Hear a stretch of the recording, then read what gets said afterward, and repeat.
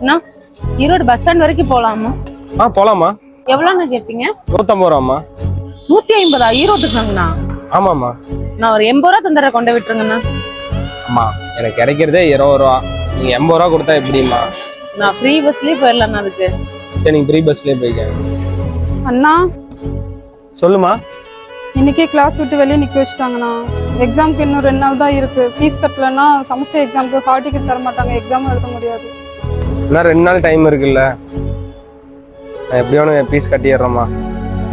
நீ படிப்பை மட்டும் விட்டுறாத சாமி. வெளியே நிற்க வச்சாலும் பரவாயில்ல, பாடத்தை போய் கவனி. இந்த போமா, பால் மட்டும் வாங்கிட்டு போயிரு.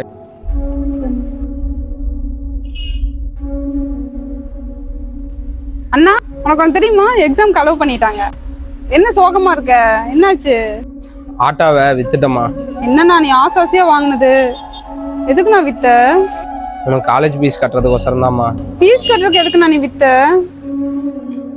நமக்குன்னு அப்பா அம்மா இருந்திருந்தா அவங்க ஃபீஸ் கட்டியிருப்பாங்க. உனக்குன்னு அண்ணன் நான் ஒருத்தந்தாம்மா இருக்கிறேன். நான் கட்டாம யாருமா கட்டுவா? ஆட்டாதாம்மா, போனா போயிட்டு போகுதுமா. நீ நல்லா படிச்சு நல்ல நிலைமைக்கு வந்து அண்ணனுக்கு இந்த மாதிரி 10 ஆட்டை எடுத்து தர மாட்டேன். உன் சந்தோஷம் தாம்மா என்னோட சந்தோஷம்.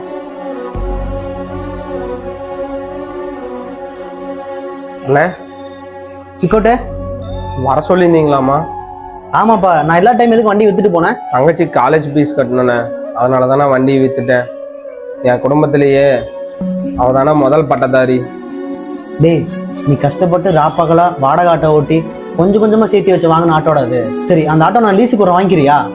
நானே வண்டி லீஸுக்கு தானே தேடிட்டு இருந்தேன். ரொம்ப நன்றிண்ணே. சரி, உங்கள்கிட்ட எப்போ பணம் இருக்கோ கொஞ்சம் கொஞ்சமா கொடுத்துட்டு அந்த ஆட்டோ நீயே வச்சுக்கிறியா? ரொம்ப தேங்க்ஸ்ண்ணே. பண்ண சின்ன உதவியை நீ வச்சுக்கோ.